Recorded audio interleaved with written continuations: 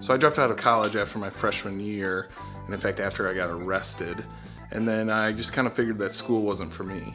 You know, I've got nothing against school. In fact, I wish I had the attention span that it took to sit through class, because I've had to learn the hard way by making mistakes.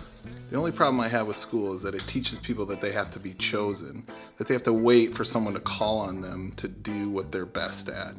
Cue this book by James Altucher. We're taught at an early age that we're not good enough, that someone else has to choose us in order for us to be what? Blessed, rich, certified, legitimate, educated, partnership material. So for a long time, since I wasn't very good in school and I always had a hard time being a good employee, I always thought that I wasn't good enough.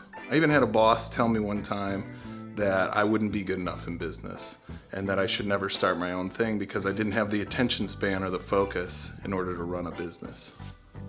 In high school, I was kicked out of art and photography because I was a troublemaker. I kind of don't blame her. I was kind of an asshole in high school. I remember being told that if I had a messy car, that I have a messy life. I actually believed that for a really long time. I believed that I wasn't good enough and that I wasn't good at my craft and that I would never be able to start a business. Because I'm good enough, I'm smart enough, and doggone it, people like me. So for me, starting my own thing was like putting all of my fears and insecurities and things that people told me I was or I wasn't. It was like putting that right in front of my face. And every day I had to stare at myself in the mirror and face those fears and those insecurities. Funny thing happened though, is like those insecurities and those fears, I was blaming everybody else, but the only person that could fix them was myself. So no one else is to blame here but myself and what I've done with all those things that have helped shape who I am. Cue the Joseph Campbell clip. The real dragon is in you. And what is that real dragon? That's your ego holding you in. What's my ego? What I want, what I believe, what I can do, what I think I love, and all that. It might be that which pins you down. And if it's simply that of doing what the environment tells you to do, it certainly is pinning you down. And so the environment is your dragon as it reflects within yourself. So I have ADD pretty bad. Not the ADHD, I can't sit still kind, but like I can't remember the grocery list that Sarah just gave me because I saw a deer on the way, then thought about how I could make a film about a deer, and then I suddenly am thinking about my shoot tomorrow, then quickly shift to wanting to call an old friend. Why am I at the grocery store? I wasn't officially diagnosed with ADD until about 4 years ago.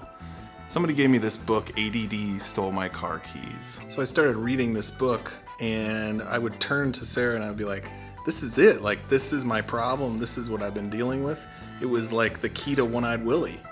When I create or make things, I make a mess. It's part of my process, but eventually I have to clean it up. Before I would walk into one of my messes and not be able to address it. I literally turned an anthill into a mountain. And then when I couldn't complete a project, I felt like a huge failure. And I would drive home in my messy car feeling like just the biggest failure. There's a technique from the book ADD Stole My Car Keys that was groundbreaking for me. Let me explain.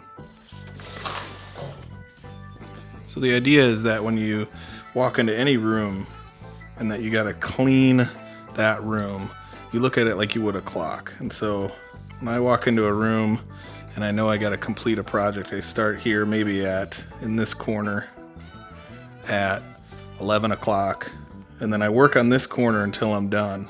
Then I proceed on to 12, then 1, then 3, and I work my way around the room, cleaning each section until I'm done.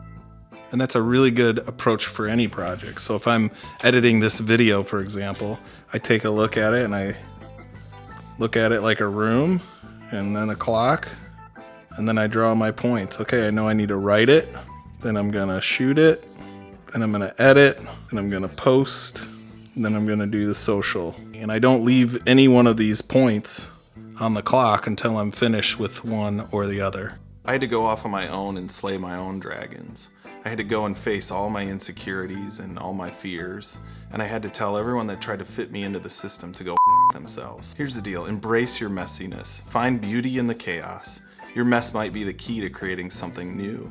Your ADD may be the perfect tool to be a really good writer. My ADD is my #1 tool for coming up with great ideas. Rather than be ashamed of it, I lean into it. Speaking of ADD, I'm hearing some sort of animal on my roof. So anyway, whether or not you're starting your own thing, we all have dragons that need to be slayed. We all have insecurities that we need to face. How are you able to overcome those insecurities and slay those dragons? I left a couple of links below for some books that have been huge for me. Choose Yourself by James Altucher, ADD Stole My Car Keys. If you haven't checked out any of Joseph Campbell's philosophy, I recommend starting with the Finding Joe documentary. Also, once you've watched that Finding Joe documentary, I highly recommend checking out the Bill Moyer PBS special with Joseph Campbell. Subscribe, comment down below. Bye. See you next time.